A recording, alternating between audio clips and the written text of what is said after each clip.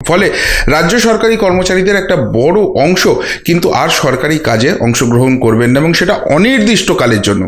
ফলে এই সরকারের যেসব সরকারি কাজকর্ম রয়েছে যেটাকে এক্সিকিউট করাতে হবে, বিশেষ করে এই এই যে জনমোহিনী জায়গাগুলো রয়েছে, দুয়ারে সরকার, লক্ষ্মীর ভাণ্ডার, যেগুলো দিয়ে কার্যত ভোট কেনার প্রসেস হয় বলে বিরোধীরা অভিযোগ করে, সেইগুলো তো বিষবাহ জলে চলে যাবে।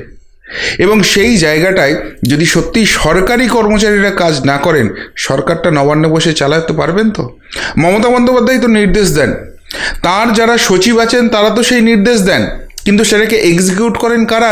সেটা তো এক্সিকিউট করেন এই সরকারি কর্মচারীরা। তারা আছেন বলে এই রাজ্যের মানুষ এখনও যেটুকুনি সরকারি পরিষেবা আছে পাচ্ছেন, কিন্তু তারাই যদি কাজ বন্ধ করে দেন, এই বাংলার মানুষ সেটা তো পাবেন। এবার এবার নির্বাচন এগিয়ে আসছে, আর নির্বাচনের আগে যদি সামগ্রিকভাবে রাজ্যের মানুষ